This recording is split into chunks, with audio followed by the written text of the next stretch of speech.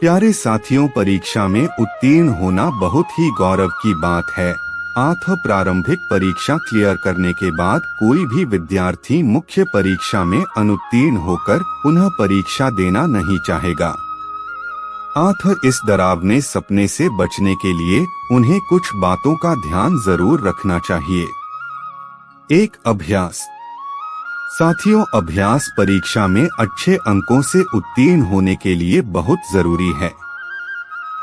यहाँ पर अभ्यास से तात्पर्य उत्तर लेखन की शैली को विकसित करने से संबंधित है, अर्थात बहुत सारे प्रश्नों को लिखने का अभ्यास किसी भी एम्बिशियस विद्यार्थी को जरूर करना चाहिए ताकि अंतिम चयन सुनिश्चित हो सके।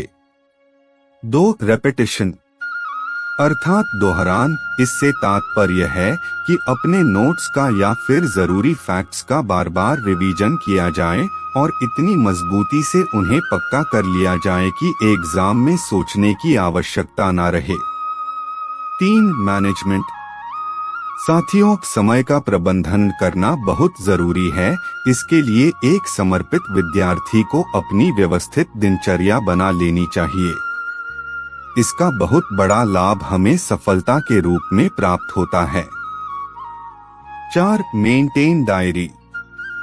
हाँ साथियों, एक छोटी सी डायरी हमें मेंटेन कर लेनी चाहिए। यह डायरी टास्क वाली नहीं है, बल्कि यह डायरी केवल मुख्य परीक्षा को ध्यान में रखकर ही बनाई जानी चाहिए, जिसमें पढ़ाई के दौरान मिलने वाले कुछ आवश्यक और महत्वपूर्ण शब्दों को हम उसमें लिख सकते हैं ताकि वे की वर्ड्स और पंच लाइन्स को हमारे उत्तर में डाल सकते हैं। अपने उत्तर को बेहतर बनाने के लिए इससे हमें बहुत सहायता मिल सकती है। 5. सिलेबस। हाँ साथियों, सिलेबस अर्थात पाठ्यक्रम को समझ लेना बहुत जरूरी है। यदि पाठ्यक्रम हमारी पकड़ में होगा तो हम कई बार अखबार पढ़ते समय या कुछ भी पढ़ते समय हम अपने टॉपिक से उसे इंटरलिंक कर सकते हैं, उसे कनेक्ट कर सकते हैं और फिर हमारा सिलेबस भी इससे जल्दी कवर होने लगता है। 6. Short notes.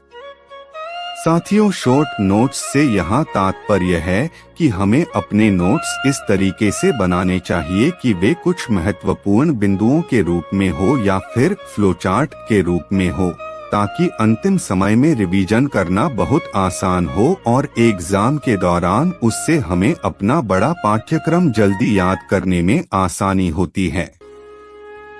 7. Self evaluation. मित्रों, पढ़ाई के साथ साथ प्रगति का मूल्यांकन बहुत जरूरी है। खासकर मुख्य परीक्षा में कई बार विद्यार्थी को सारी चीज पता होती है, लेकिन वे अपने समय का प्रबंध नहीं कर पाते हैं। इस स्थिति को परखने के लिए टेस्ट सीरीज का प्रयोग किया जा सकता है। टेस्ट देने के दौरान हमें एग्जाम हॉल के अनुसार दबाव झेलने की प्रैक्टिस भी हो जाती है। साथ ही साथ इससे हमारी उत्तर लेखन शैली भी बहुत मजबूत होती है। 8. सफल लोगों से प्रेरणा। प्यारे दोस्तों, जो भी सफल हुए हैं उन टॉपर्स की रणनीति से हमें सीखना चाहिए तथा उनकी उत्तर लिखने की कला से प्रेरणा लेनी चाहिए। यह बहुत हेल्पफुल सिद्ध होगा। 8. असफल लोगों से मार्गदर्शन। साथियों, जितना जरूरी सफल लोगों से प्रेरणा लेना है, उतना ही जरूरी असफल लोगों का मार्गदर्शन होता है। सफल लोग हमें यह सिखा सकते हैं कि एक विशेष रास्ते पर चलकर सफलता पाई जा सकती है, लेकिन असफल लोग हमें ये सिखा सकते हैं कि किस रास्ते पर चलकर सफलता नहीं मिलेगी। उनके अनुभव भी हमारे लिए पर्याप्त जरूरी होते हैं। इससे हमें अनावश्यक डिस्ट्रैक्शन और विचलन से बचने में सहायता मिलती है। 10. अनावश्यक चिंता से दूर रहे। साथियों, किसी भी परीक्षा को उत्तीर्ण करने के लिए हमें अनावश्यक तनाव से मुक्त रहना चाहिए तथा अपने ऊपर कोई भी प्रेशर नहीं लेना चाहिए। इस प्रकार हम पॉजिटिव माइंडसेट और सकारात्मक मनोदशा के साथ अच्छे परिणाम प्राप्त कर सकते हैं। अतः अपने एटीट्यूड में थोड़ा सा बदलाव करें और अपनी असफलताओं का सदैव आदर करें और उनसे सीखें।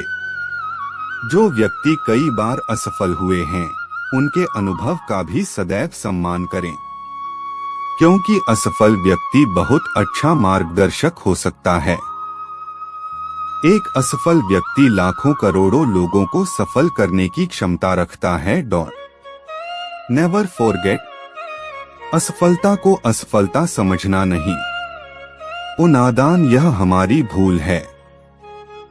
कुछ दिन तो यह चुभती ही है, जैसे कोई कांटा या शूल है। पर धरा जो धीरज तूने खुद पर और किया अमल ठोकर की शिक्षा से, तब यह असफलताएं तेरी सुनहरे जीवन का रंग बिरंगा फूल है। ओ प्यारे, असफल को असफल समझना तेरी बहुत बड़ी भूल है। दोस्तों, कई बार मार्ग हम नहीं चुनते, मार्ग हमको चुनता है। So love yourself, respect others and keep going on your track. Only single share for plus vibes.